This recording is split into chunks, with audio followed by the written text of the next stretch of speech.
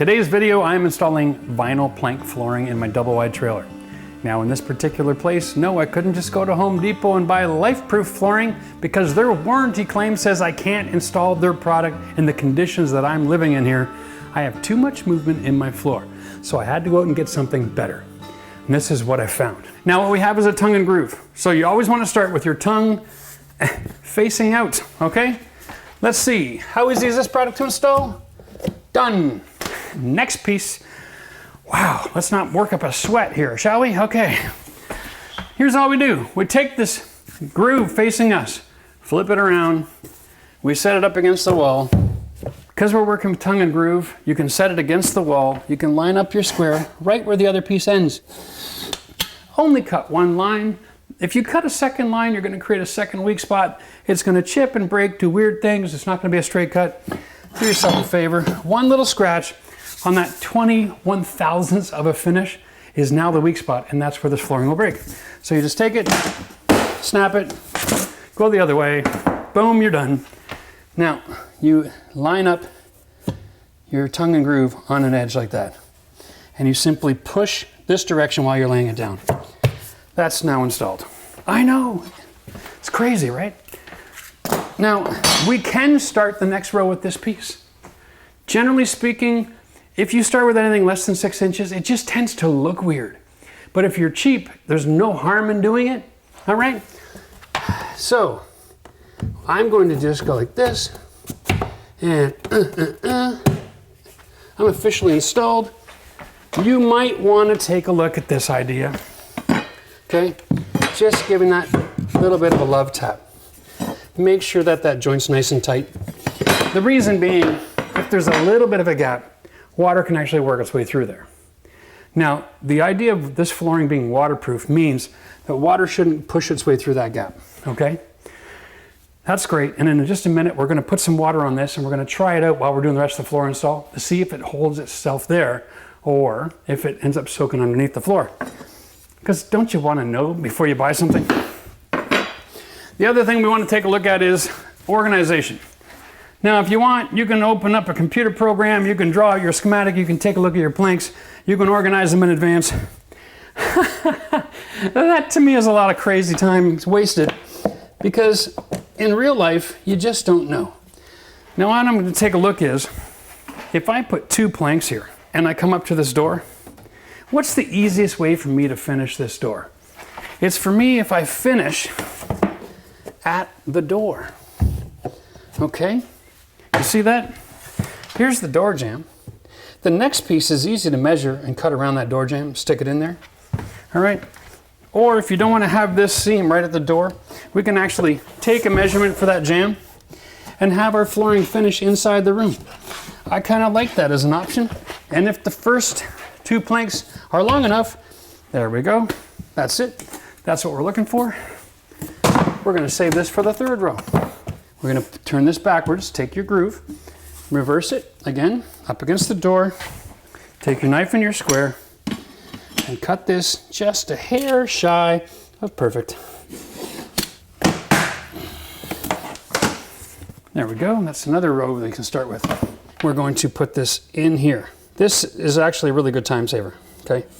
Because having that joint locked and then sliding it in place is actually the easiest way to do this, ladies and gentlemen.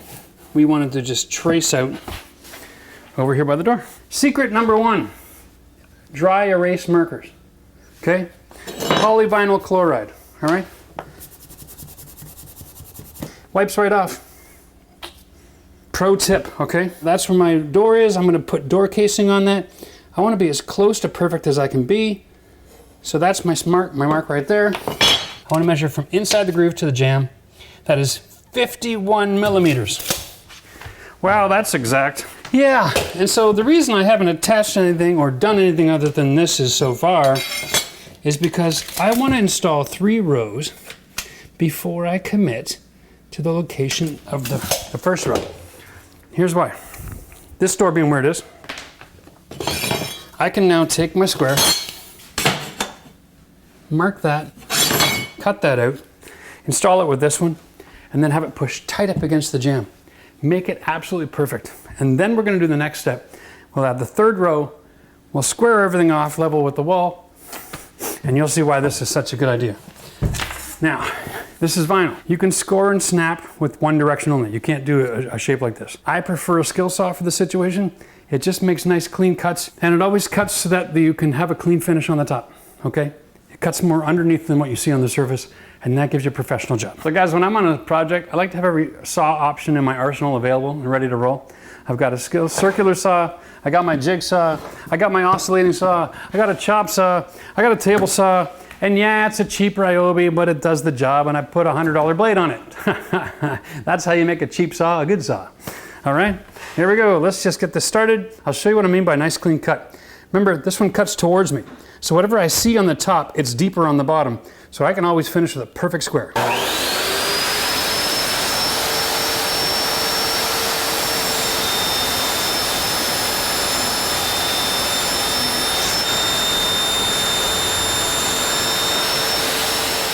Yep, you guessed it. That's why you wear safety glasses.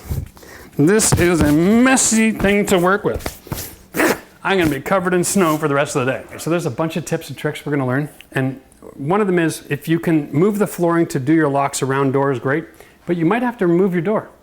You're right, you might have to cut up on the door jamb a door stop and cut it up a few inches so you got room to do the drop lock.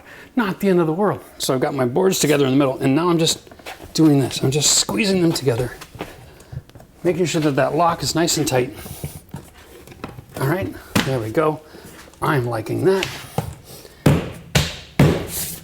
I'm gonna slide it back in place. Yeah, there's a little resistance at that corner. Come on, baby. There we go. There we go. There we go. Okay. Whew. The goal here is to get that up against the jamb and have an even gap along the wall, if it's at all possible, all right? One of the things that I'm using to finish this job is a 3/4 inch baseboard.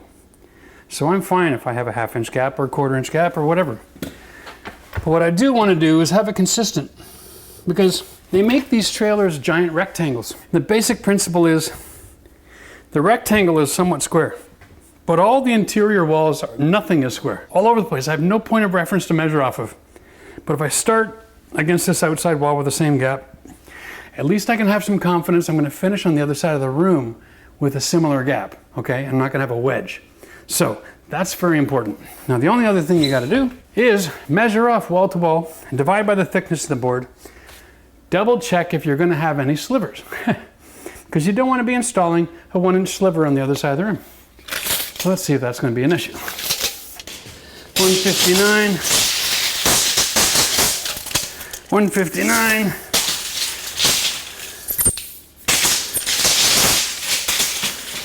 Yeah. 159 plus 140 is 199. And my board, yeah, picture to picture, 7 1/4. 199 into 7 1/4. 71.4, 142.8, 192. I have to take 3.5 inches off the last board. That's perfect. All right, guys, I'm just gonna talk real quick about my layout. I'm gonna draw a little picture here for you. And this represents the rows of flooring. And here's how I like to start every one of my flooring jobs. It makes life so simple. I go full plank and full plank. And then I'll go a 2/3 plank, right? And then I'll go with a 1/2 plank, okay? And then I'll go with like a 1/3 plank. And you'd think that's stepping around, but you can change this. You can go here, and then you can go to here, right? And you can move your joints around. The idea is to have the joints inconsistent. If you go full half, you're gonna look like an airport. This is a residential home. So you wanna have your joints constantly moving. When you're taking a look at your layout, consider the length of the run, obstacles you're gonna run into, measure back from the obstacle to start your next row. These offcuts and end cuts can always be used somewhere else in the project at some point. So if the groove is on the left side of the plank, set it on the right side of the wall. If the groove is on the right side of the plank, set it on the left side of the wall. Okay? Try to use them, don't throw them into waste. All right? What I'm doing here, I'm starting with a 50.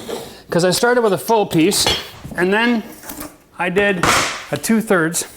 Now I'm going with a 1/2.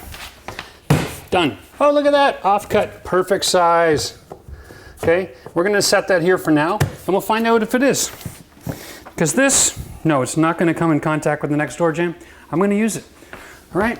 Nothing wrong with that at all. Now, I've got this here now, which is an end piece. So, put it over here. Sooner or later, I'll find a place to use it. But when I'm doing a flooring job, the last thing I wanna worry about is trying to make all my little pieces perfect.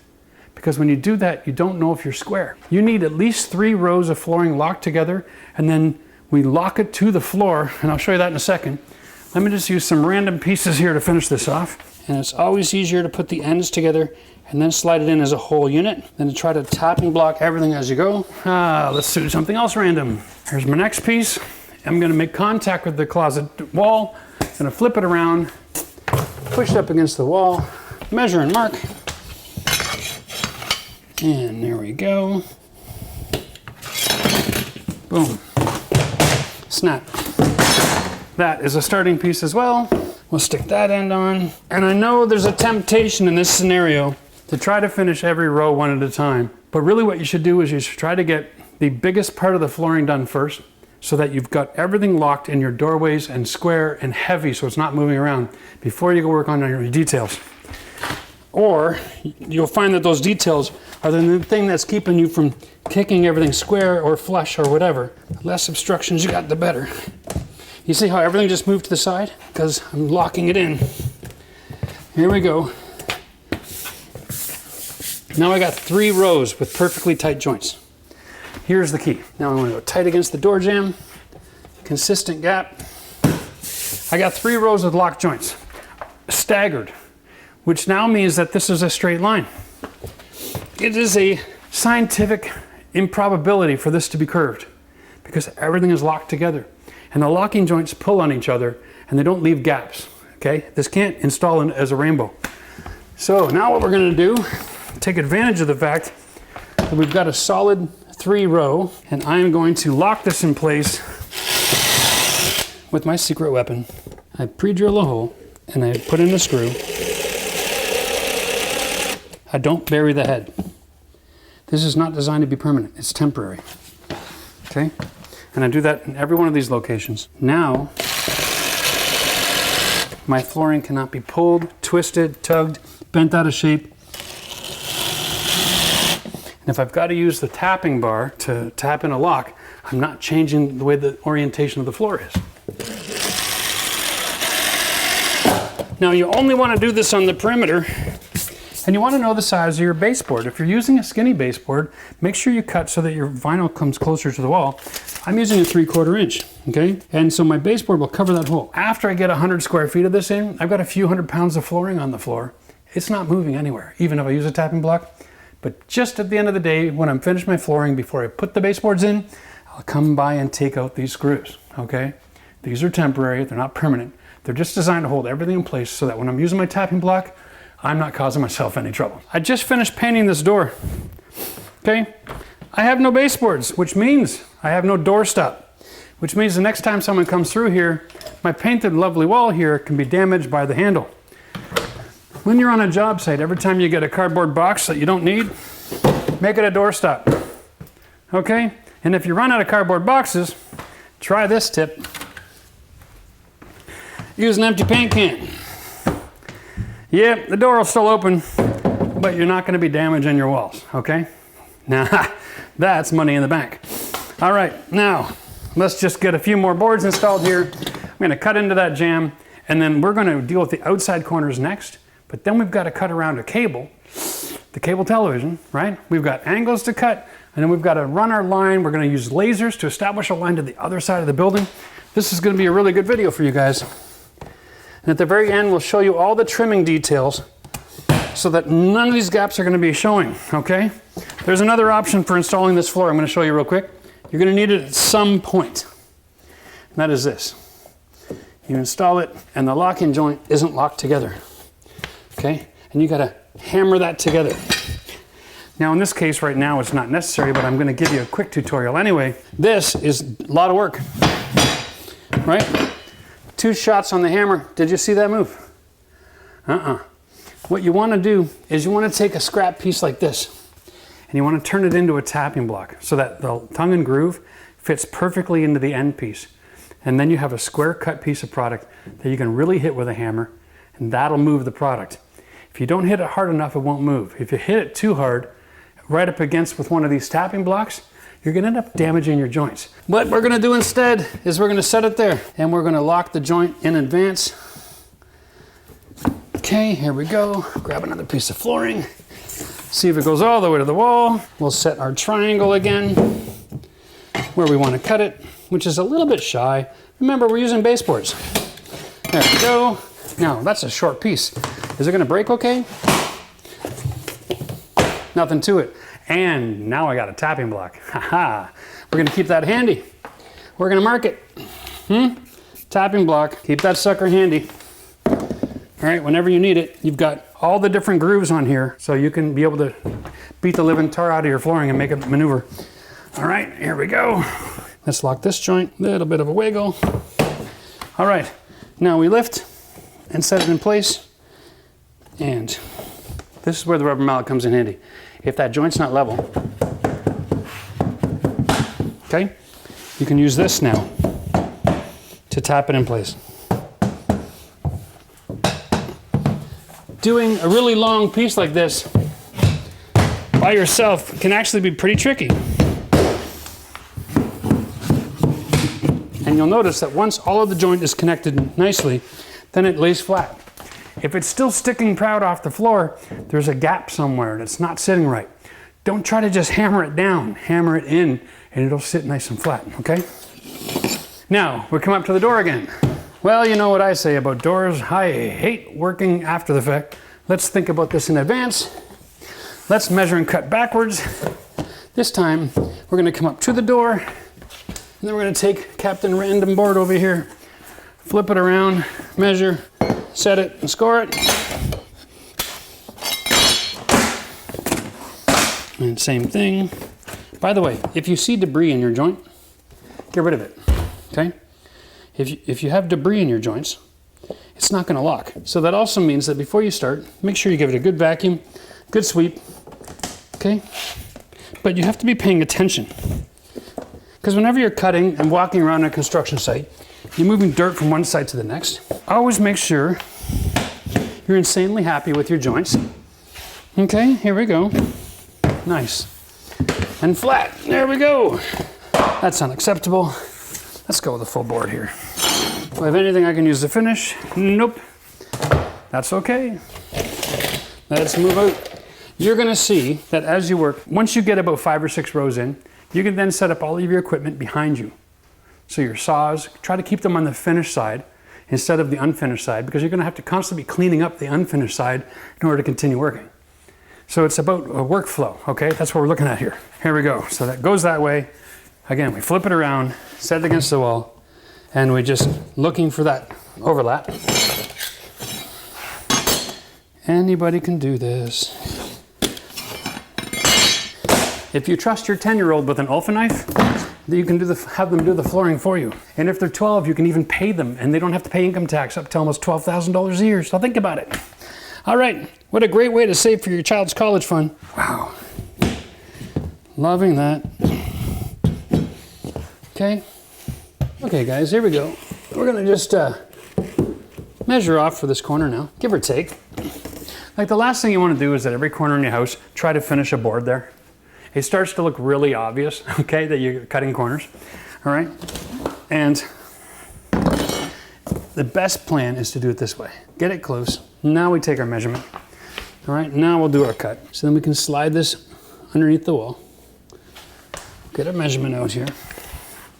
Again, we'll go from in the groove, it's 3.5 inches, into the groove to the wall, not the vinyl, sorry, 3 1/4. Yeah, let's just get that straight. Okay, and that gap is relatively consistent, I'm thinking. So we're gonna go 3 1/4 down here as well. That's not gonna work. There we go. And we can set the marker on there, right? And then just pull it. There's a nice straight line, okay? Good, and that's good for the saw. Now, what we're gonna do is we're not gonna install this board. We're gonna know that if we rip a board later, we can snap that in with this joint and finish off the inside.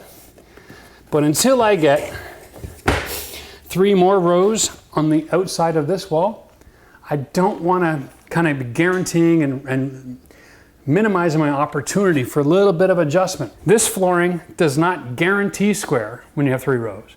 It just guarantees really close. The longer the span, the more you can warp. So always take your time. When you come into around an outside corner to another room, do 3 more rows, square it off, drop a laser line, drill some holes, cut your board, screw it all down, okay, and establish your square and non-moving pattern once again. It's really easy to come in, have a little dog leg scenario like this, and then you hammer, and everything just starts to curve a little bit. And then when you go to the long run, you've started on a curve, and then things start to pop open down the hallway. We really, really want to be careful to make sure we keep everything square, give ourselves options. So watch me do this. We're going to cut this and install it, and then we're going to build on this line going both directions. 3 rows. We're going to square it off, lock it off, use a tapping block, make sure everything's nice and tight, and then we will do the backfill. Time to go get snowed on again.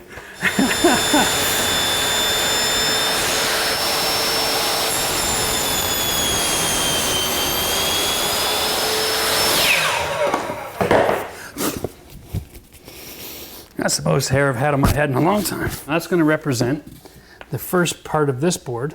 We're not going to lock in the joint though, because we want to finish the run. Here we go. I am getting covered in this white Christmas atmosphere. Okay. Oh, you got to be kidding me. Okay, so that that's accidental. I really didn't see that coming. And because I've got a 3/4 inch baseboard, I'm going to work with it. Here's a little, 5-inch section of my baseboard. And I use this as I'm walking around the house because I can just make sure my gaps are good, right? I don't have to measure it all the time. Just have to go it over, double check. All right. I got a little more mercy there over there than I do here. So now I'm going to just move it a touch to the left, set it up on my gap, my groove. Okay, get my angle.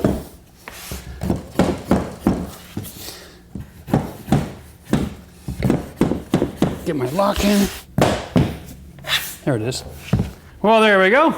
Not too shabby, eh? And now we want to do another full run from end to end. So let's just see how many feet we have, because these planks, and you can do a little math in your head just to find out what kind of, they're 4 feet exactly. So if you got an extra piece, it doesn't hurt to measure, right? That's 2 pieces, that's 3 pieces, it's 3 pieces, 2'4". Okay, now I don't have any 28s here.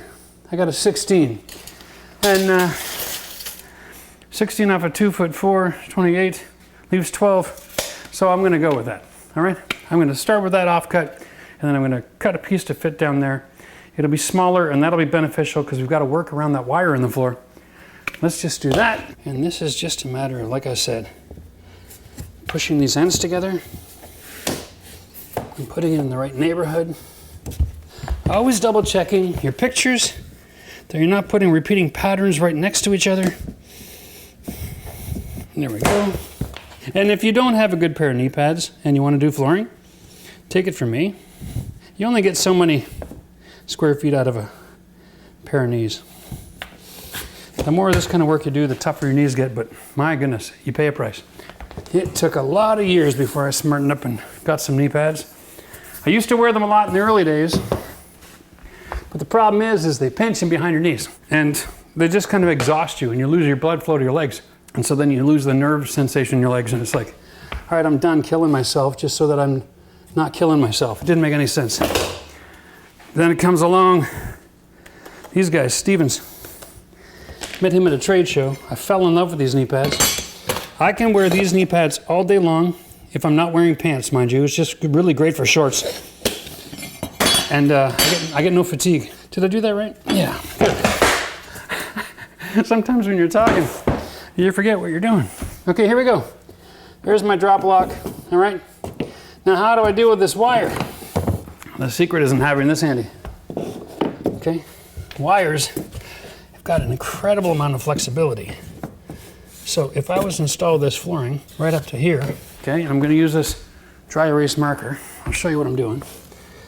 if I was to cut here and here, okay, and I gotta go about another 1/2 inch, okay, let's see, if I cut that, am I gonna cover and leave enough room for the wire? Yeah, probably more than I want. I'm gonna go a little tighter. That's how we set that up. Have your products, that's your end. Know your end from your beginning. That's all. Nice and simple. It's a basic rule to all things renovation and remodel. You know where you're going and you can get there. It's like trying to drive in reverse looking out the front window. You're gonna have trouble.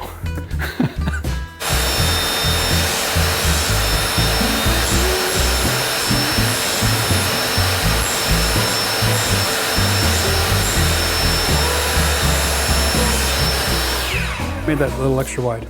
I'm not worried about being perfect. I can come back with a light gray caulking and fill that gap in later.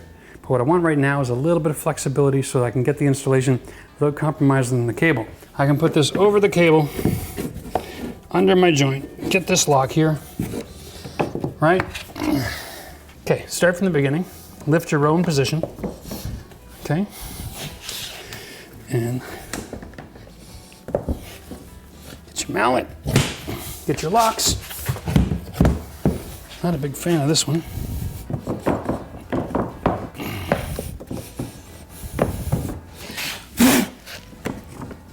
Doesn't lock right, it's usually debris. There we go, so we're kind of established. Now I'm just gonna finish the next 2 rows, and then I'm gonna drop a laser line on it, and if it's square, then I'll measure and fill in the last couple pieces. That'll be easy, right? Then all we gotta do is fill in a little bit more, and it's time to go down the hallway.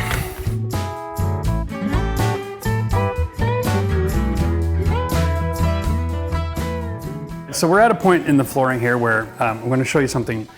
On the left side, I started with a scrap piece, okay? So I cut my piece and then I put my floor together. I got all the way down to the other end here. And I'm left with this little sliver. At the end of the day, the sliver isn't a terrible thing. It's not about is it gonna lock in, is it gonna stay locked in, is it a problem?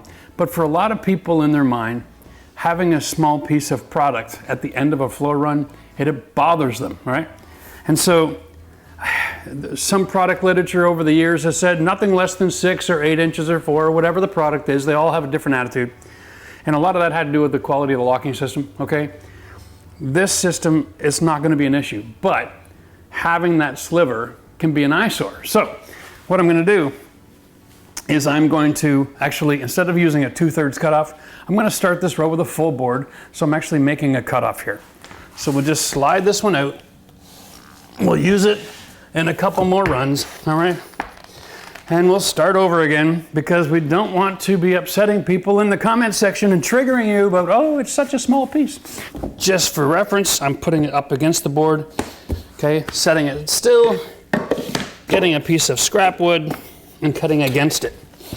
All right, this is the whole process for marking angles on the wall. And I know it's a small piece, but this particular product still snaps really well because it is a stone polymer core. It's not a wood plastic or something else, okay? When it comes down to flooring, it's all about the core and the ease of installation. And the only way to know what you prefer is to go through a few different products and have some life experience. So here we go.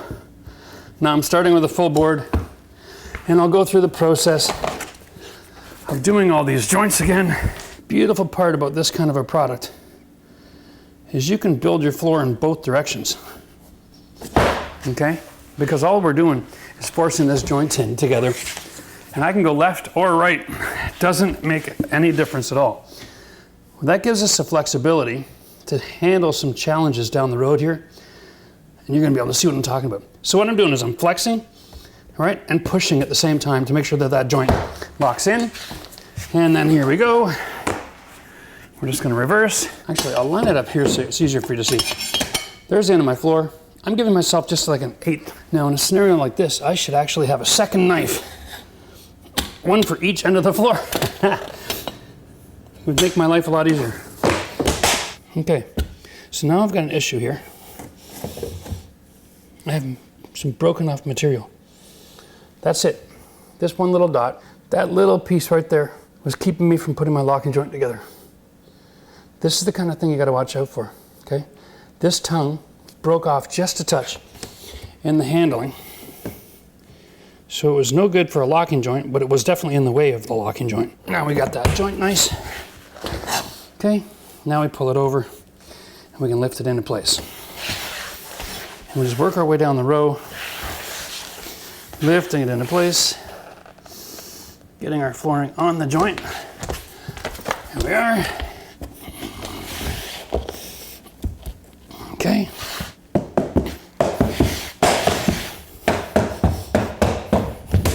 Oh, that's not in the joint. There we go. There we are. One other little tool that comes in that kit with the hammer, you might find functional and useful. Because in this joint, I can go like this. Sorry, I can go like this and I can give it another tap. Right, and not have to worry about that tongue if it breaks. But the other thing you can do is you can use this little block here. It's like a Z or a Z, depending where you're from. And this is designed to catch the edge. It's catching this edge right here. So what it's doing is it's actually making contact with the polyvinyl chloride surface, and it's not on the tongue, because you don't damage the tongue when you're installing. And if you put it on the tongue, right here, you can give it a pretty decent shot. Make sure that all your gaps are closed. There we go. Now, that other row is still not gonna be enough. We're gonna start with this cut off here. Boom.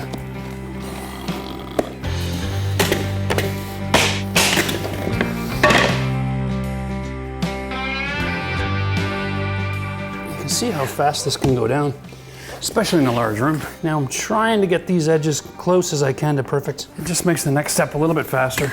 For the purpose of the camera, you guys can see I'm cutting it just a touch short. That'll be a starter strip. Got it. There we go. Remember what I said, if it doesn't lay down, it's not locked. Okay, quick inspection to make sure we don't have any hairline gaps. You know, the camera wouldn't even pick it up. But when you're here in person, a hairline gap is not closed. Remember the concept of hydrostatic pressure. The reason this is waterproof is because the joints are so tight together, water can't force its way through. But if you have an open gap, you can bet your bottom dollar water will get underneath. And if it can't find a way to dry out, it'll go nasty and stinky. This is where we're gonna have some fun. To make it around this corner, instead of starting there and committing to a piece that's cut and goes around a wall and all kinds of funny detail, we're gonna do this different. We're gonna go like this, and we're gonna start right there. And we're gonna go the other direction, so that when this piece is in, I can then start from that corner and move into the kitchen. In order to do this cut backwards, working from right to left, what we're looking for is the measurement of this line here, from that corner to here. So you set the board up in that direction, okay? Take a little bit off, because we have lots of room with baseboard. All right, and then we'll cut this product here. There we go. Now we've got that right. We also want to get the angle cut in here. So we'll set that part up against the wall, and we're gonna pull this back until that corner there is exposed. Okay, so we can translate that angle.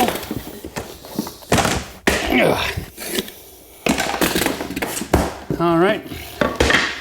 That wasn't perfect, but it should be okay. Yeah, I've really got to clean that up on the table saw.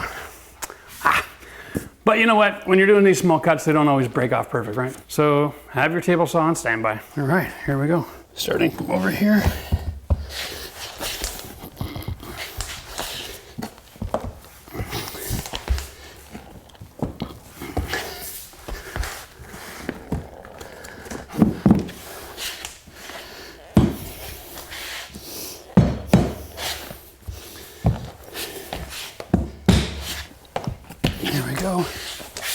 And there we are.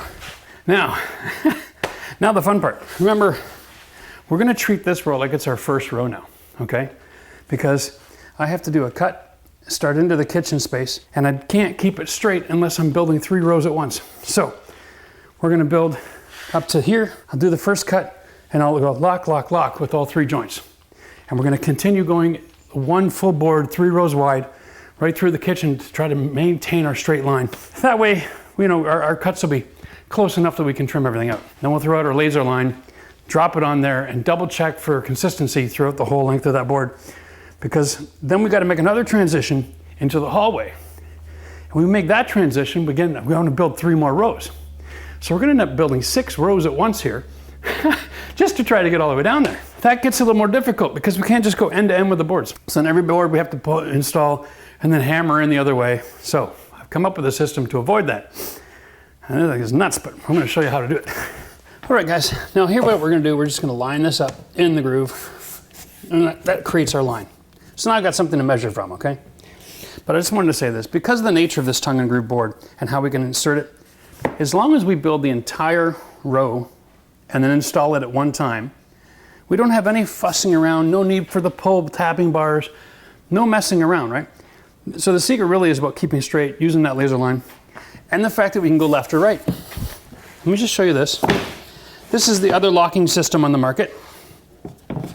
We have a board, and then this has actually like a claw end on it. And you basically set it right down on top of it, okay? And then you hammer it down. That works great if you're always going in the right direction. But what if this board's first and you want to introduce this board to your flooring? Now the only way to get that in there is to lay it there, hammer it, force it underneath, drive it underneath that joint. It's not as simple to be able to go in the different directions. It's not as simple to go forward and backwards either with this joint system. So what I'm saying is, if you want to go and do like a 50-foot run and not have transitions, and you want to have the ability and the flexibility to navigate in and out and around a lot of different things, get the other joint system with the tongue and groove, not this overlay locking system. This is going to drive you crazy, give you a lot of frustration, and it's going to force you to result in having gaps and broken joints and a lot of hammering. And the more hammering you got to do to force something into position, the more likely you're going to curl an edge or break a corner. Okay, so take it from me. This is great if you're doing one bedroom, that overlay locking system. But if you're going to do a whole living space, get the tongue and groove. I'm going to line up my finished picture with that finished picture. I want this about as close as possible. Okay? I'm going to mark all of these details with my square. Okay? And then I'm going to measure back, put that information in. So right here to this post, I'm 3 1/8. All right? So I want to measure 3 inches off of here, because this is the part that goes there, right? Here's my 3-inch mark. And the part that I'm cutting is over here. Okay, so now we're just going to trace this out as we go so we don't get confused. Here we go. That one is at 3 1/4. Okay, all right. This one is now almost 5. We're going to go a little less. I'm going to go 4 3/4 here just because I don't have a problem with mercy. Knowing then from the beginning, my countertop is actually going to be a waterfall. We're going to do butcher block. That video will be coming soon. We're going to come across and then bring it right to the floor, okay? So is this also 5? Yes. So this will also be 4 3/4, okay? So now we can draw our board just to make this line. Because I have a ridge here, I'm going to set it on the board. I'm going to hold my marker on the square. Okay, great tool. Okay, it's just like a 7-inch square, little triangle. All right, brilliant for these scenarios. And this is where you're going to use a table saw. We'll make quick work of this. We'll come back, snap it in, and we'll finish off this row.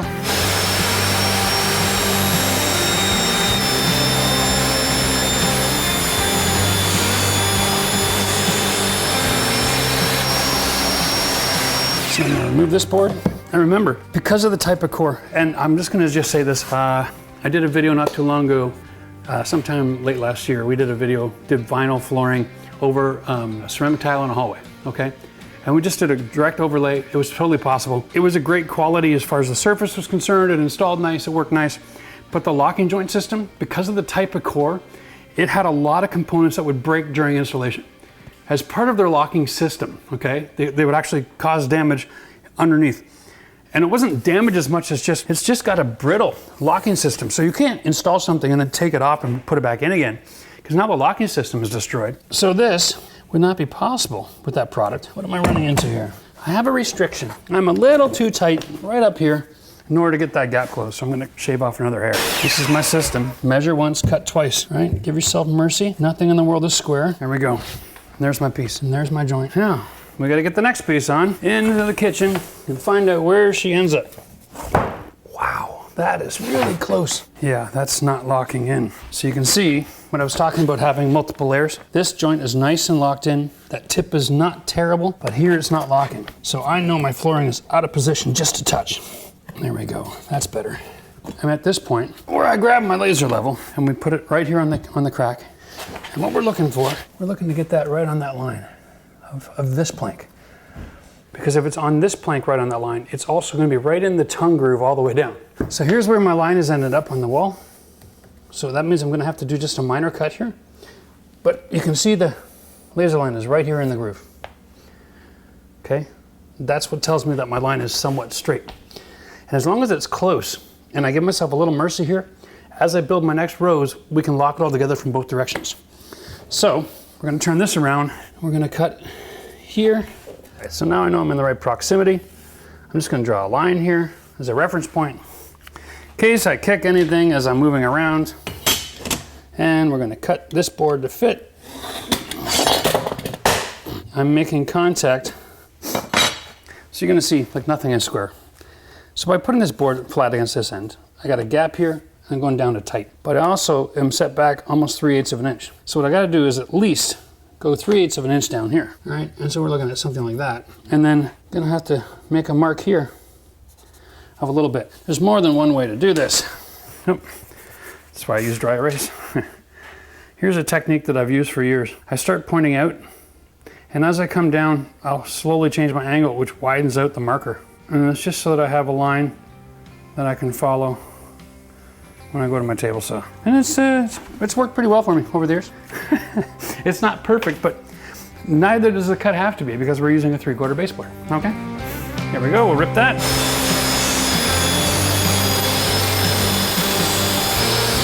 Start here. I'm gonna wiggle it up until I get into my position. There, perfect every time. Loving it. Because we need to have 3 rows to nowhere straight, I got 2 options. I can go from the window all the way down the hall with a bunch of cuts, or I can build 3 rows right here in the kitchen. And that'll lock that line in and make sure that everything's nice and square. I can even drill a couple of holes at this end over here and throw in a screw or 2 just to keep everything from moving around while I build out the hall. That's what I'm gonna do. Here we go again. We're gonna end up with a sliver. We're gonna hear about it. Let's just set that back a little bit. Installing a couple of boards here. First tongue. Okay, this is a little different because now we're lifting it to go underneath. Okay, instead of setting it in, we're going underneath, but it is very similar in its application. Of course, the goal is to get the gap closed and everything locked into place so that it sits flat.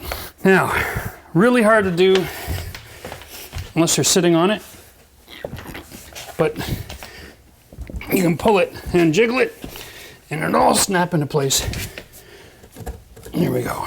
And this is wonderful because it's the only flooring on the market that you can go left or right or forwards or backwards as you're building. And that allows you to complete all the rows right to completion.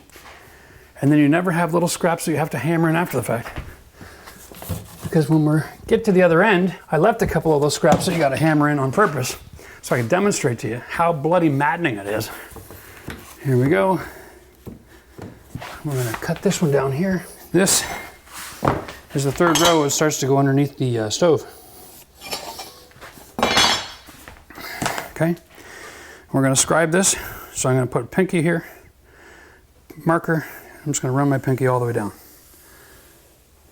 Done. All right. There's piece number 1, piece number 2, and piece number 3. Mark. cut, snap, and then snap in.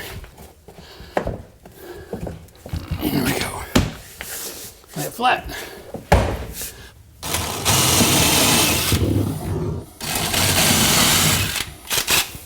So let's just recap. We got the front done. Our row is complete all the way from the window right up to behind the fridge. I've got my laser line marked off. I've got my holes drilled, a couple screws in. I got 3 boards to maintain this as nice and square and straight. Now it's time to go from the front of the house down towards the bedroom. This is gonna be interesting because, as we know, this is a temporary structure. The walls are put up rather haphazardly. And I just measured it off, and it looks like I'm going to have a wider board than the space I'm working with. So now this next row will go from the front of the trailer all the way to the back window in one row.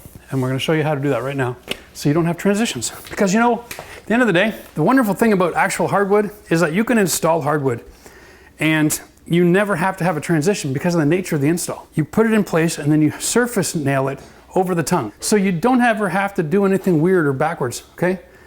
And so hardwood, you can do thousands of square feet, and then you can just add your tile and you can install it so it's nice and flush. That is the industry standard for quality. Everything else on the market is imitating hardwood and tile. So if you want your vinyl to look like a hardwood floor, because you bought a picture of hardwood, you gotta be able to get it from point A to point B with no transitions. The other thing you gotta do is buy a box that's marked for how much square feet that product is rated for expansion contraction without a transition. Let me show you.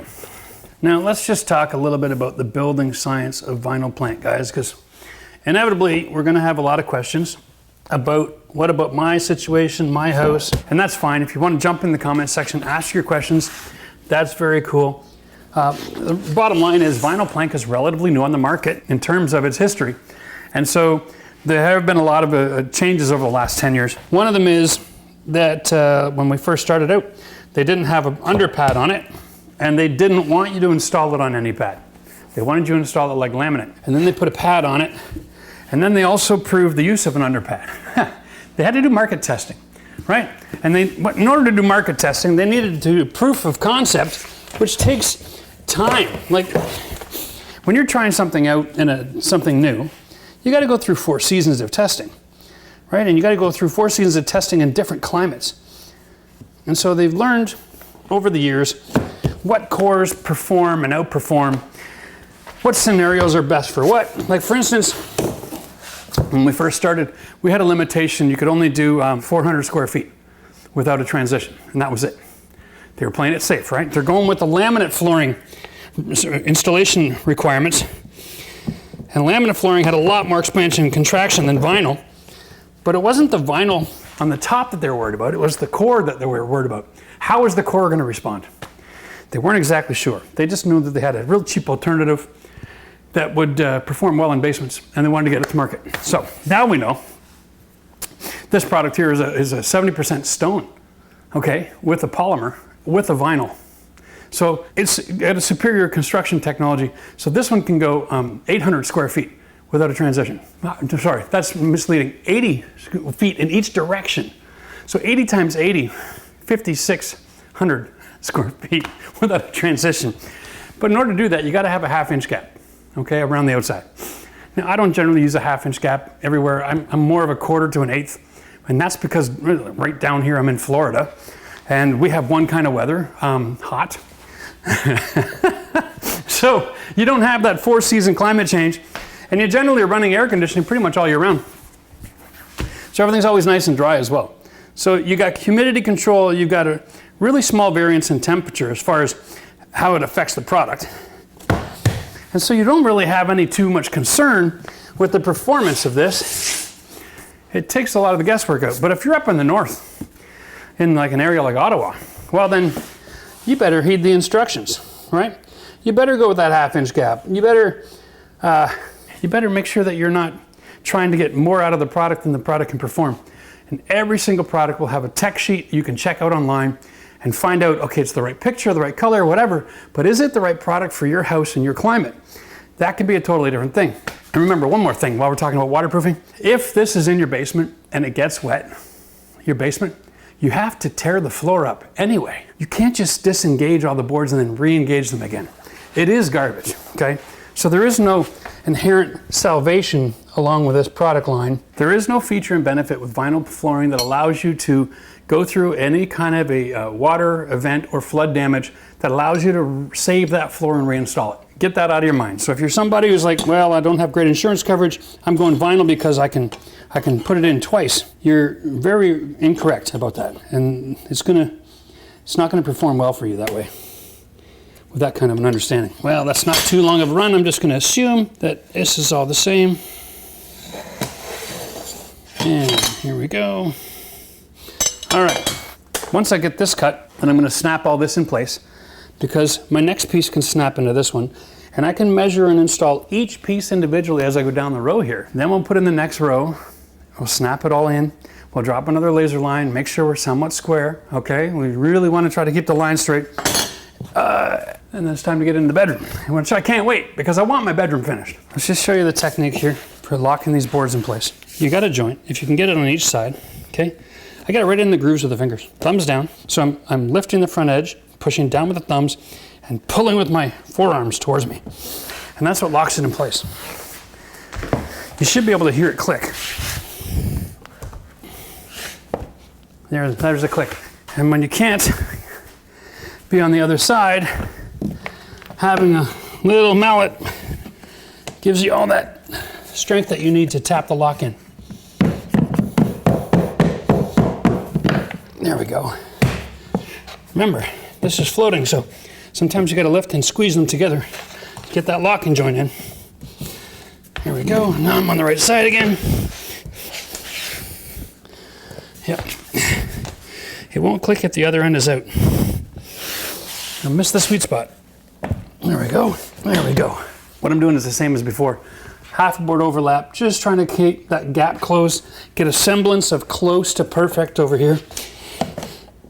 Because this stone plastic core product installs and uninstalls and reinstalls so well, I can use it as my guide to keep everything square. Now I got a plank here that I can measure off of. We should talk about this too. This area here, this transition, is going into another entrance to the house. People use that as an office, right? Sometimes it's a laundry room, multifunctional. What we are gonna do is we're gonna put the Dieter down with a tile here as well, the same as the bathroom, the same here. So this transition is going to be a sill plate. This other room here is a bathroom. It's gonna be a sill plate. And so my vinyl plan is to come straight down here, following the contour of the walls, but jam to jam, okay? Straight line so I can put in my sill plate. So what I'm doing here is I'm lining this up. So my goal is to try to get the finished edge to look like something like this, relatively tight. So I can put my baseboard and my casing on and then have a nice straight edge to silicone up to my sill plate. This is where my mark is there for measurement. Okay, so we're gonna go like this. And when we're doing this kind of work, you wanna measure to the finished picture, knowing that the tongue and groove disappear. They're not part of your measurement. So we're gonna go 5 inches. Make sure you get the tape in the groove, mark that off. So the marker is actually 5 inches plus, because I want 5 inches of picture left, okay? Down here to the wall, I'm 4.5 tight. Now because I got 3/4 inch baseboard, I don't want to quite do that. So I'm gonna go to 3/8, just for the heck of it. In the middle, I'm gonna take another measurement. I'm 4 3/4. This is creative, but this is what's going on in this world. All right, obviously, my flooring product is not square to this wall. Whatever's going on, I'm gonna cut this board this way. Now I'm not notching into the room. So then what I'm gonna do is take a measurement over here, 5 1/4, 5 1/8, so it continues. So what I'm gonna do for now is draw this line continuous, like as if that's a straight line, and my flooring just isn't in alignment. I'm gonna go run this through the table saw. I'm going to disengage this here. I'm gonna drop this one in, re-engage, measure again. And we're gonna move down the hole continuously like this. I'm gonna throw the laser line on as well to confirm. Gotta be a little picky. This takes a little bit of time. It's a little repetitive to continuously going one drop block at a time. But if you don't lock your joints a couple rows over and make sure you keep everything running straight, you could be just running a curve around the bend here. and then try to engage the rest of your floor. It'll just have splits and gaps, and as you're walking, you're just going to create open gaps everywhere down the road. So this is all about your integrity. This is why you want to do this yourself, because if you hire a company, they come in, they measure and drop, and they just race through this, okay? 6 months later, you've got a great big gap open up in the middle of your hallway, and you're like, where did that come from? It came from day one when they forced it all together and didn't get that locking sound. That's all it is, and that's all it takes to have a huge seam open up in your floor. Oh, come on, honey. You know you're in the way. Oh, that's just not playing nice.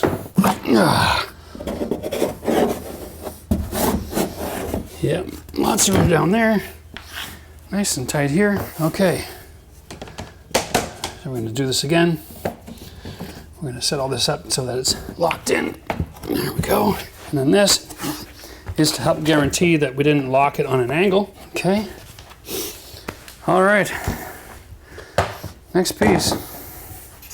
How exciting. This one is exactly 5. Same thing. We'll mark just north of 5. That one is exactly 5. That one is exactly 5. And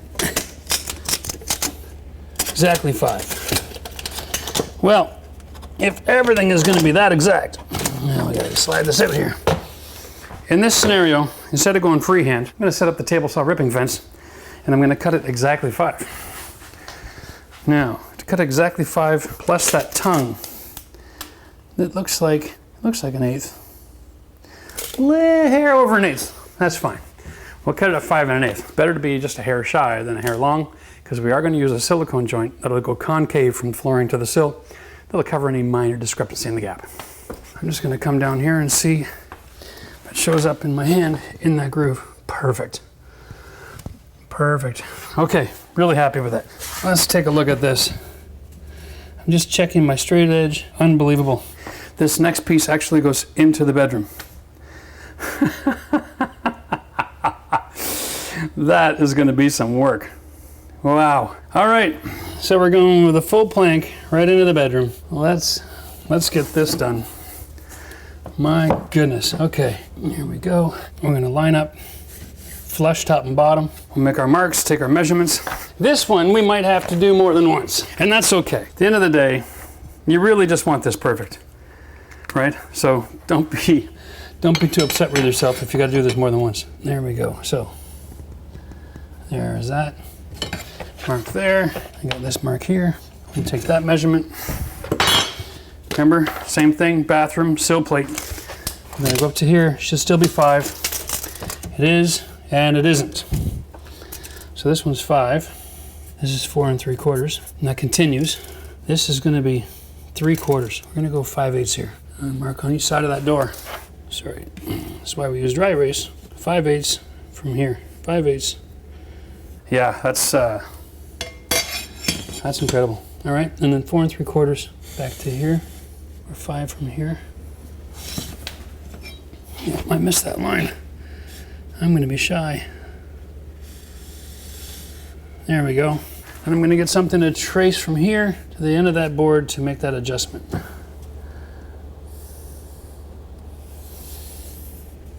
Okay.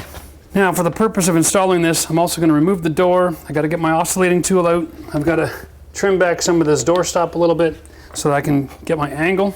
All right, well, we got our first cut done. But I'm not here to try to impress anybody with my cutting and measuring skills. I'm here to show you guys the process, because this is going to take more than one opportunity. We're going to basically treat the first opportunity as the ability to build a template, okay? Now, the first thing we got to cut back is the door stop. The only reason there is this door stop is so that door has somewhere to stop against. There's a gap in the door, and you have privacy. So that's that. No one's going to sneak a peek underneath here of anything worth value. We're going to try pushing this right to the wall. Check to see what our template looks like. Okay, that all looks good. Here's the only problem. I got 1/16 of a gap over here, and my measurement here is a little bit wide. I'm going to have to cut another line there so that I can notch down and get this gap closed. It also means that my cut for this joint should be more up here. Okay, and you'll see I'm going from 0 at least an 1/8. This jam is on a twist, so what we're gonna do is we're gonna take this piece here, slide it out. We're gonna go from here to here, and from here to 1/4. But we're gonna go from here up to here. That addresses all my concerns. I'm gonna just transfer this line exactly, and maybe even this one. We'll just take off a little bit of a hair. Little thicker extra. We have lots of room with the baseboard here, okay? All right, well, that was useful. That was useful. That was money well spent doing that. Now I'm going to take this line and mark it up to here, because that's on an angle. Whenever you build something, it's twisted on an angle. Everything is twisted on an angle. It's not uncommon, it's not a surprise. It's just a little frustrating. It's nice when everything is square, but just remember, it doesn't matter what kind of house you have, whether it's going to be a manufactured home or a townhouse, row house, or a single family home, nothing is ever square, all right? It's not your job to make things square. It's your job to make sure that when you install your flooring, all of the joints are completely intact and locked tight. Then after that's all taken care of, we go around with our base trim and our casings and our caulking to get the illusion of perfect, right? That's how we make it perfect. So if you're gonna have to sacrifice something, don't sacrifice the way a joint's sitting. Don't sacrifice whether or not you heard it click. Make sure the floor is locked together, and then find another way, whether it's trimming it out or using caulking. Even if it's a colored gray caulking to fill in a gap next to the door jamb, that's how you solve the rest of your problems, okay? Make sure your floor is not gonna separate, because inevitably what'll happen if you don't take care of making your joints perfect, it's gonna open up right down the middle of the damn hole.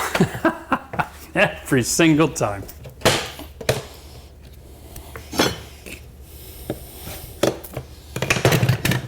Let's see if this is a better...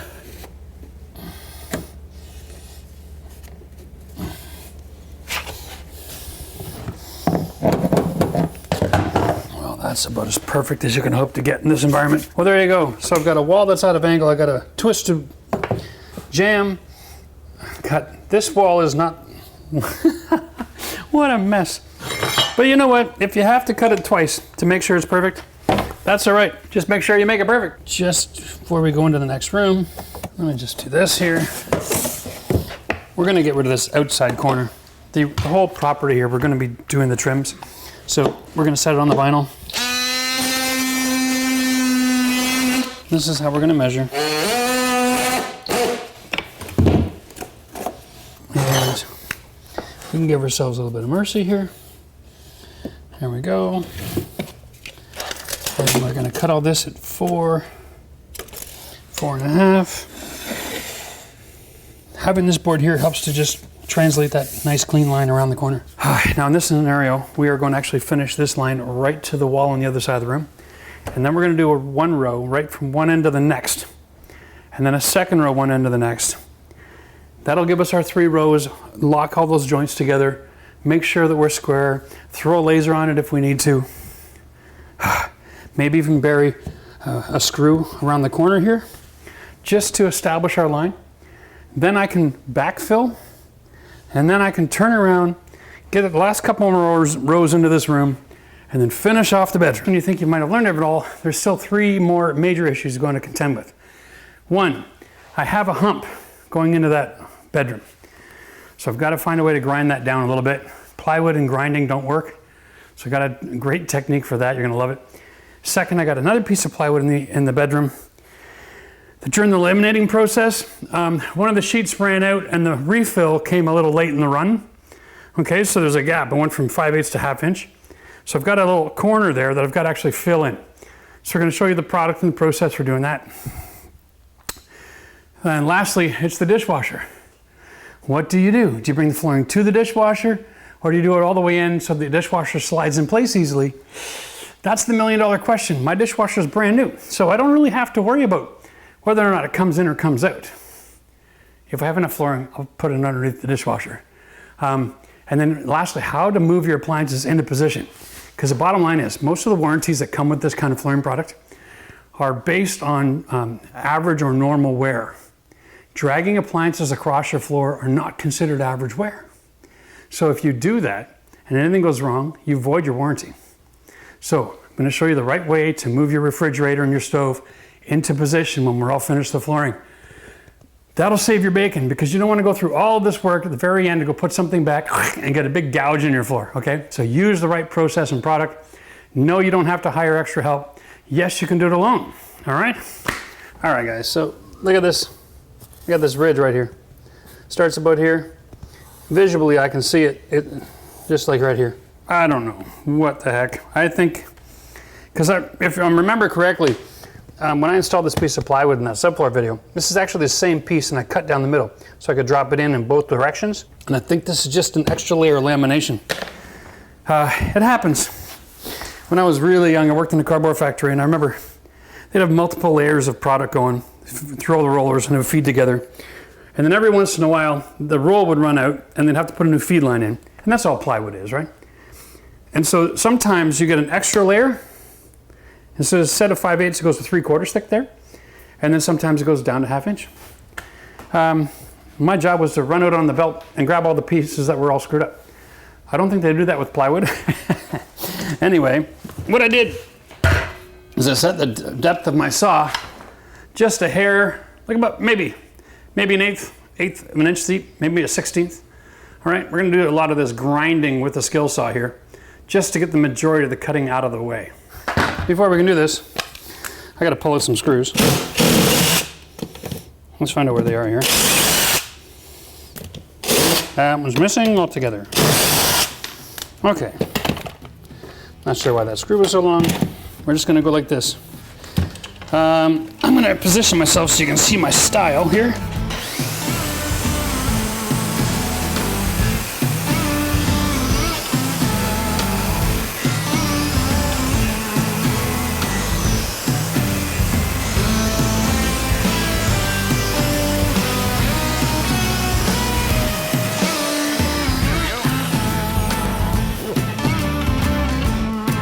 Some things you really want to design for speed, right? I could just sand it for an hour and a half, but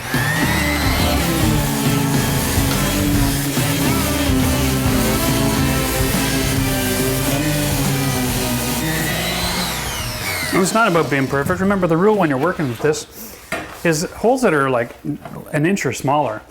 The flooring is going to translate over that, no problem. There we go. No more bump. Piece of cake. Now, yes, that's messy, yes, it's ugly, but it'll do the job. And I'm not gonna spend 2 hours of my time with a sanding disc doing that. All right, that is money in the bank. If you're wondering, I'm trying to hammer everywhere there's a joint on the second row and on the first row, just to make sure it's all locked nice and tight. And if it isn't sitting flat, snap it back into that joint again. Yeah, that's not working out. I'm just gonna damage it if I have to hit it that hard. There we go. No sense moving forward until what you've done is perfect, okay? All right, now let's take a look at this problem area.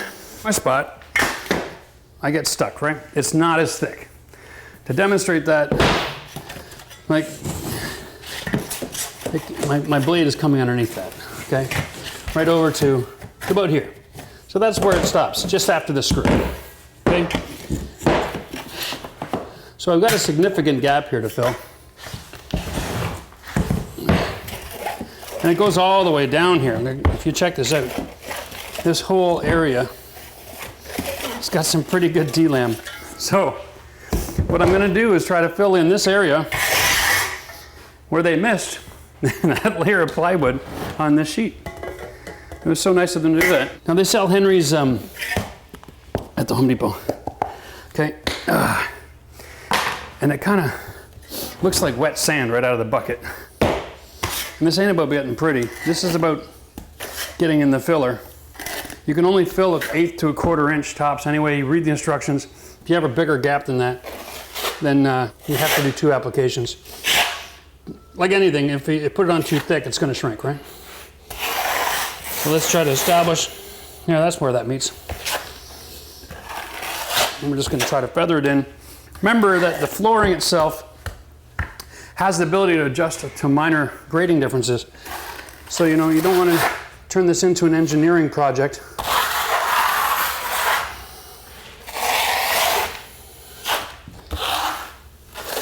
We're just gonna feather that in. There we go. I'm gonna be perfectly fine with that. Make sure I don't have any ridges. Okay, beautiful. Now, we're gonna see how long this stuff takes to dry. Expose the air.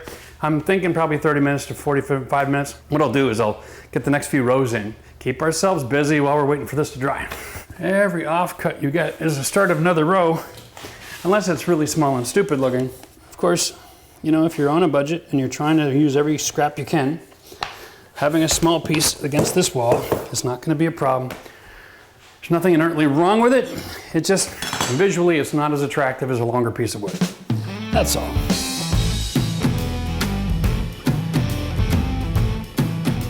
One of the things about flooring that you want to make sure of is what we call Hing. You don't want to have the lines where the joints are consecutively or close together, okay? The rule of thumb is the width of the board, no two joints should be together within the width of that board. Now, this one's a little close, but it's not next to it. You see this? A 4-foot board, 7-inch wide, from this corner to this corner, there should be more than the width of that board there, okay? Visually, that's more appealing. When they start getting too close together, it looks like it's intentional, and then the brain will focus on it and go, wait a minute, you didn't line it up properly, it looks like garbage. As long as it's nicely scattered, it looks intentional, and everybody is not going to notice if there's a pattern or lack thereof, or judge it for whatever reason. Here we go, you see this? Now I'm at this place where I've got like a 4-inch piece. That's because I started with a short piece, and it's causing me an issue. And personally, I don't care. I kind of like the look of having the occasional piece up at the end. A lot of people give me heck in the comments, but at the end of the day, this is where the bed's going. So consider that when you're making your plans, because the last thing I want to do is tear a row of flooring up just because there's a 4-inch piece. And there's nothing structurally wrong with it. Aesthetically, it may not be as pleasing, but no one's going to see that once the furniture goes in. So I'm not going to waste my time. At the end of the day, a good chunk of DIY is about your speed. Okay. Don't let dirt sit in those grooves.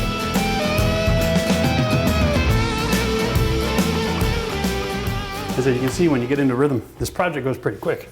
Nothing like a good pair of knee pads to make this speedy either. There we go. Been a couple hours. It's not perfectly hard yet, but it is dry. It's, you know, it's a little malleable, but we're putting on flooring, so that's not gonna be a problem, okay? That took about an hour and a half, just to give you an idea, okay? And anything that's small and in the neighborhood, like this little chunk here. Okay, you see how I got to chisel this off now? Give you an idea of the strength of this product. Now, this is going to finish curing. Whoop. Okay, we'll just scratch off the ridges. This is really weird science. This stuff is going to finish curing, and it's okay if it's like this. Remember, this is providing us a substrate of strength. It's a buildup so we don't have the gap, so we don't have the split. I'm going to install this. We're going to be extra careful.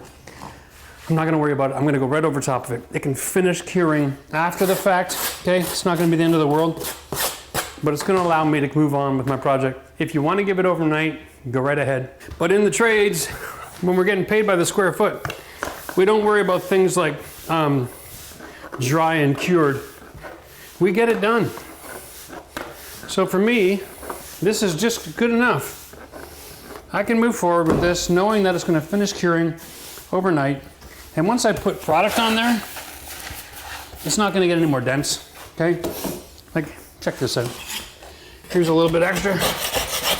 This was really thin when it was applied. Right, really what I want to do is just make sure I don't have any ridges. Right? The fact that I could get a tool underneath there doesn't mean anything. It's still going to be plenty strong enough to support the weight of the floor down the road. And really, that's all we need. Whoo! What do we got? We got a joint here, a joint here. Makes sense to start with a short one this time. Okay, here we are. Now remember, one of the cardinal rules of what we're doing here is trying to stay in line with our warranties. You don't want to follow the warranty because you're expecting to get money back for the problem. You want to follow the warranty because those are the guidelines for a proper installation. And they represent the weaknesses and strengths of the product. I have yet to meet anybody at a dinner party who worked at the warranty department of a flooring company. And if you've got that job and you're watching this video, I would love to hear from you. How many people actually get a warranty on their floor for improper installation? I don't think there's 1 in 10 million. Remember, the CPVC finish on this flooring is never the problem. It's always the installer. You know, there's one thing I don't think I've ever mentioned. Why would you use vinyl? Like, what are the best moments for this application? Because I teach people hardwood and tile are your two favorites, okay? Those are your best options for flooring. But, you know, seldom do I ever mention that there are 2 occasions where you really want to prefer this product over a hardwood or a tile. And that is, 1, in a basement, because it's better to have a subfloor system with a vinyl plank than it is a subfloor system with a tile. Hard to get a subfloor system that has enough strength and enough decoupling membrane with a tile that's affordable, right? This you can put right on concrete. If you want to put a subfloor down, you can get insole armor from Drycore. This goes right over top of that, so you get a thermal break, you get the air movement. The other situation is if you are a big pet lover. So if you've got dogs and they're rambunctious, let's call it, the PVC finish on this flooring is probably about 10 times stronger than any polyurethane that you can get on a hardwood floor. So if you've had hardwood floors in the past and the dog scratched it up, consider going to something like this because this is a lot more pet friendly. It just won't scratch up. It won't build up under the claws. They're not going to ingest it, okay? So this is better for the dog. It's better for your house. And that's one of the reasons why people love this. Outside of that, there really is no reason to go to vinyl other than the ease of installation. As you can see, yeah, you can install hardwood relatively easily, but you gotta have a lot more tools.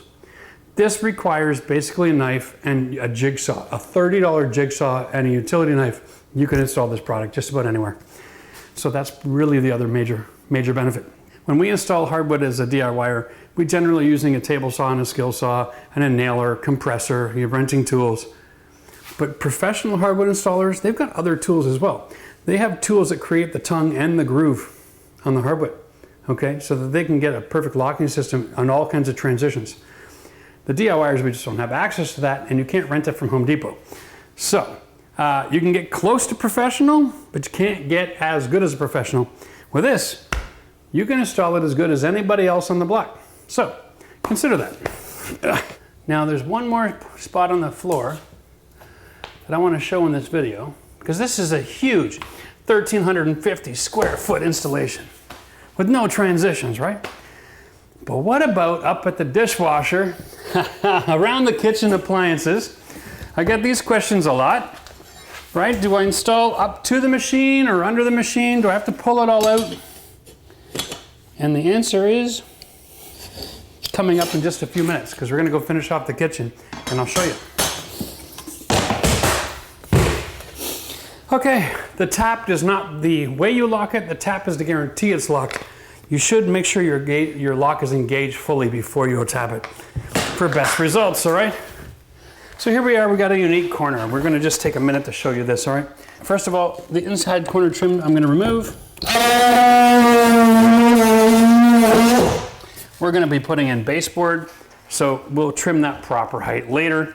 But for now, let's just talk about this because we have multiple wires, multiple holes. These two are actually attached. And so the largest drill bit I have is big enough to go over the top of the wire here, okay? I gotta get a wrench.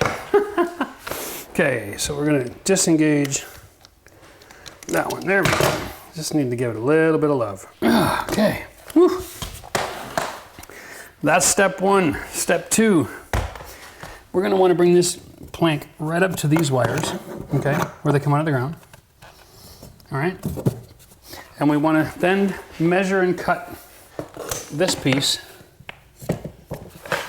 because I don't wanna have to drill a hole big enough for those two. All right, so we're gonna measure and cut.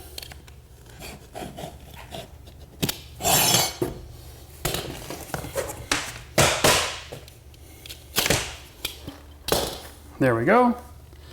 Now, that's my flooring. Now I can do a notch in this side of the floor for these wires, okay, on the table saw. And I can draw a line where that comes through the floor, okay? And then I can drill a hole right here. That's simple enough, eh? Now, all of my difficulty is on this really small piece. And the joint allows me to only notch one side and keep everything as clean and tight as we can. My experience with drilling holes is that once you penetrate the front core, that PVC, it drills really fast. So what I like to do is take these lines and put this line just to the right side of the handle and this line just to the underside of this. And then I can drill right here and have myself a little bit of a built-in braking system. Now pay attention, all of that white is the wear layer, okay? That's extremely durable. Whoa, hey, probably better to do that over your plywood, but hey, let's get this through here. And of course, this is all dry erase marker, so it doesn't leave any permanent lines. That is why we use it. Here we go, get the dirt out of there. Okay, rock and roll. Ready to finish that row. Well, I was tried. I thought I had 3/4 inch base, but I bought the cheap stuff from the Home Depot. So these offcuts aren't gonna work for me. That one will. We'll keep that one. Anyway, I gotta cut something here. Let's do it this way. I'll use this for measuring purposes. At least I know where my joint is. So I'm just using this as a spacer. Whoops. We'll have the dry erase. And then we're gonna go like this. And we're gonna go like this. And we're gonna go like this, and we're gonna go like this. We're gonna narrow in that gap. All right. I have to cut two pieces, which actually is kind of nice. I only have one joint in the closet. It's perfect here.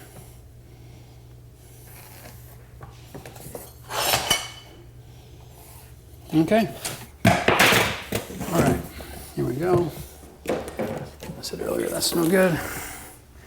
Save those two for another day. I'm gonna show you a trick that my son taught me. Believe it or not, this guy is a genius. He invented a way to squeeze these joints and get maximized pressure. See, by using the side of the square, you're able to put pressure all along a longer period of wall. Boom, works every time. I thought that was genius, and I figured I might as well give him credit for it because it's his bloody idea. There we go.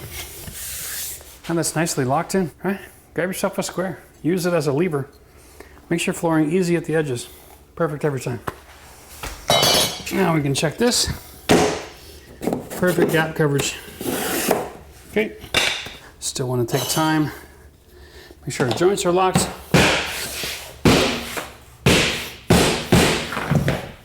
That one didn't get locked. A little bit of lever action here.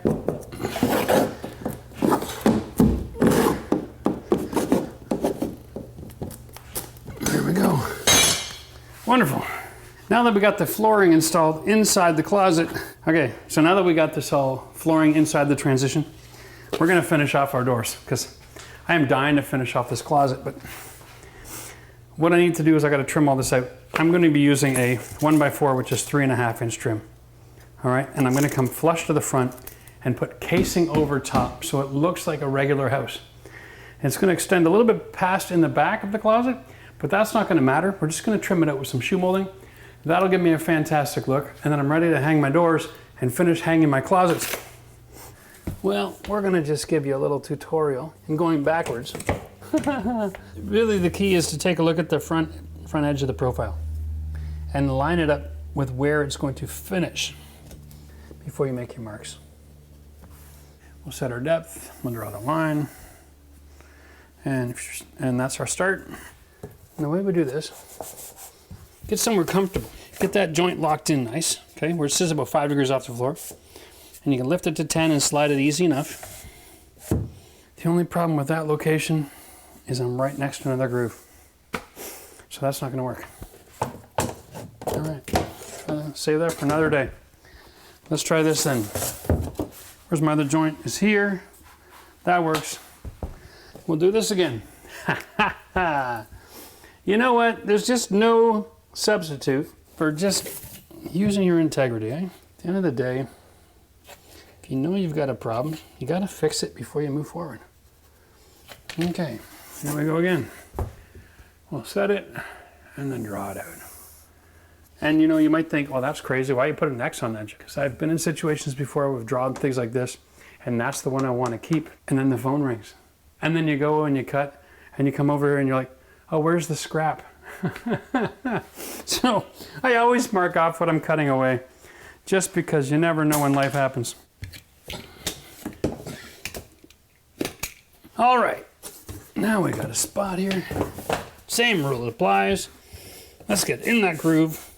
We'll slide it down. And then we can continue on. We're going backwards. Get in that groove.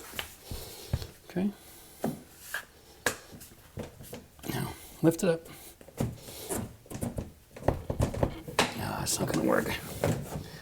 Let's try it this way then. Yeah, just got to get that 45 on it, right? There's just no way around it. That's going to be maddening, but that's all right. Reverse, measure, cut. End to end. Okay. Then we'll lift it all into the groove at the same time.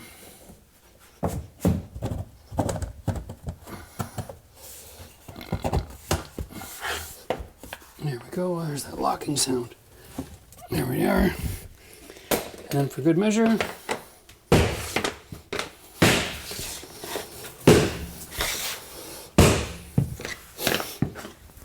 brilliant. Now, because this is in the kitchen, even more important to make sure that your joints are locked tight, or you won't keep water from getting on the floor that goes underneath. If you want that protection,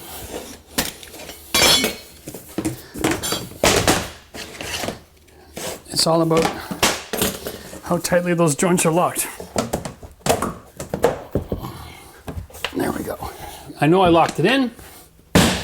This is just so I can sleep at night.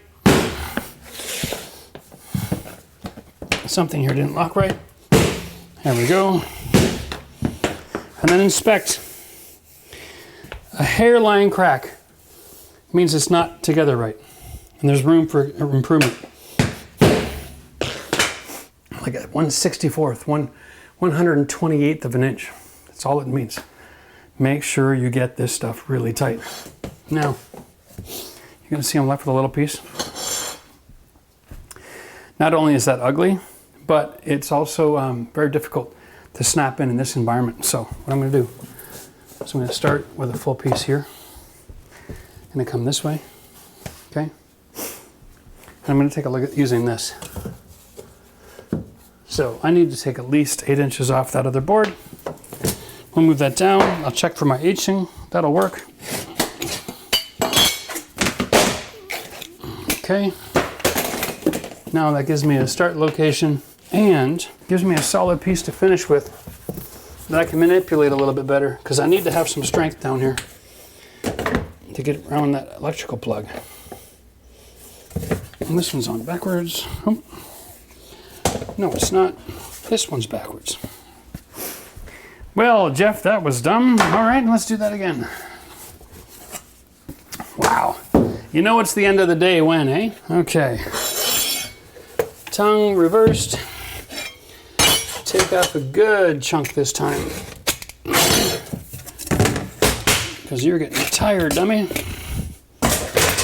Okay, here we go. Now, we're going to start building this end of the row, and then I'm going to get it to there. I'll lock this joint in. Pull it back a little bit. Okay.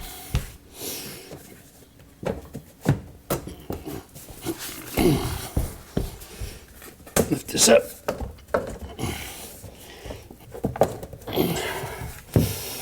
Come on, baby. Why are you not playing nice? There we go. We got you. Daddy wins.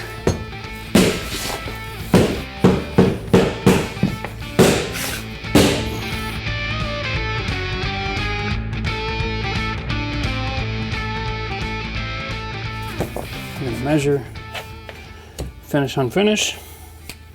Give yourself just a touch of mercy here. Measure my gap from the finish spot. I'm going to put my dry erase marker there. I'm going to move my thumb right to where the edge of the flooring is. I'm going to double check back here. Okay, this hole is just a hair bigger, but it'll work because I'm going to be using a covering trim. Okay, so I can now go like this and then just translate that line all the way down the board until I get to here. That's my cutout.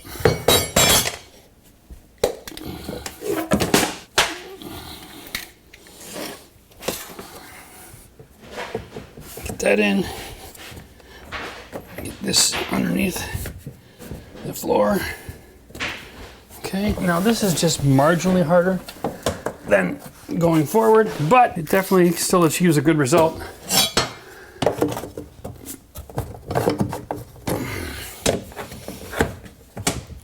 Okay, now look at my gap, looks pretty good.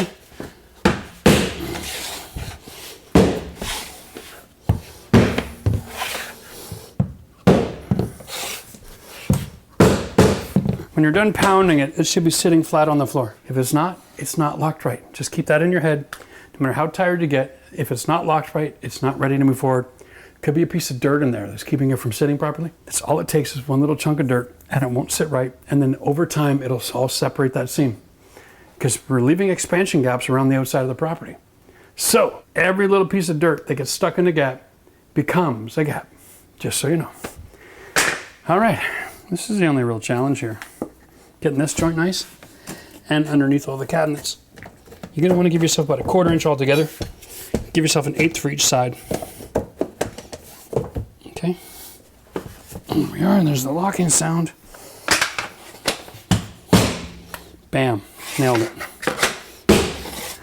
Let's call this one. Really? It's that close? It's that close all the way over here. Okay, I'm gonna say a full 1/4. It's enough to do the job. And I'm gonna use this offcut to test that theory. I'll try it all along that cabinet, right up to the edge, and just confirm. So the next time when I transcribe, we'll know what our gap is. So that's a nice gap. That's a 1/4 inch gap. It maintains itself all the way along. Okay, so what I know now is that I'm gonna measure off of here. This board here, I'm gonna just go like this. Here we are, I'm at my gap. I'm gonna bring it up to here. That can all move out of the way. That is extra. I'll move it up to here. Now my picture here is actually in touch. So I don't have to make a cut because I'm actually gonna have an 1/8 of a gap regardless.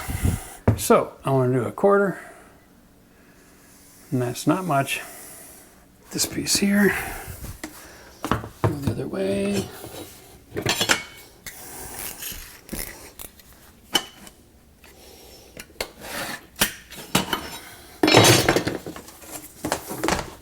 So I'm going to assemble the floor back here. I'm going to slide it in.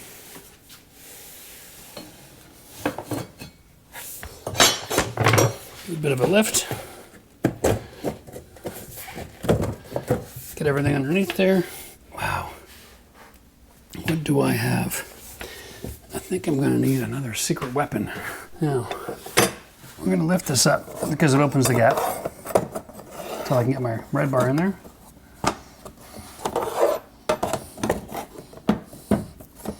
I'm going to use it to lift up and pull forward to get that joint close. And I'll come around the other side and do the same thing.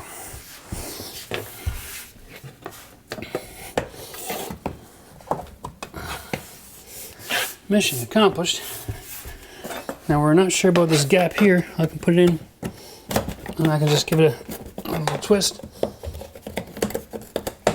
I'm gonna make sure I get my lock, okay?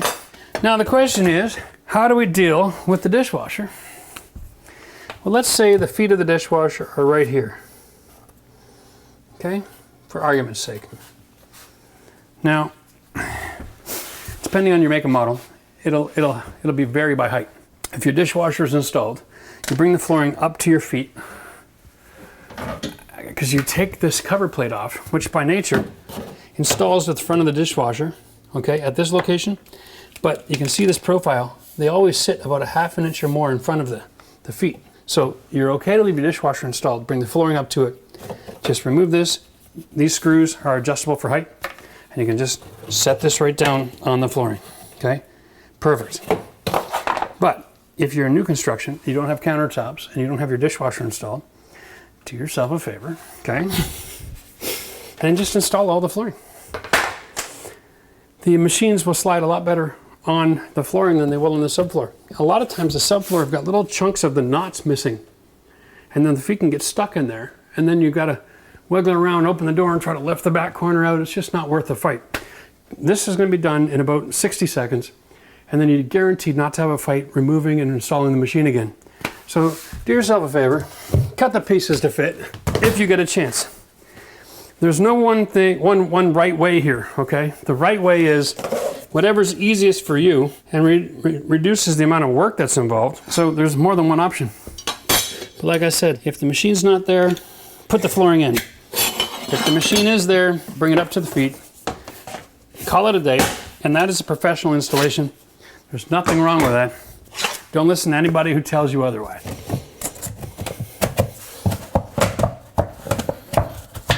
And besides, the further you get into this, the less perfect you gotta be, because the feet aren't on the very edge. They're usually an inch or two inside the frame, the dimension of the machine.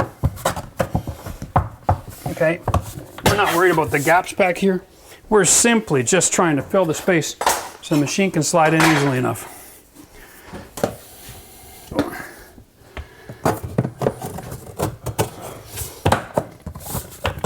I'll tell you another secret. The feet are not at the back. Most of the times, the back of the dishwasher has about a 4-inch gap to the back of the machine. And the feet also 4 to 6, because they're trying to leave room for electrical and plumbing supply and the drains, okay? So you don't have to worry about, you're not trimming the sides, you're not putting baseboard along the back. Just get it in there so that your machine can slide in and out. Mission accomplished.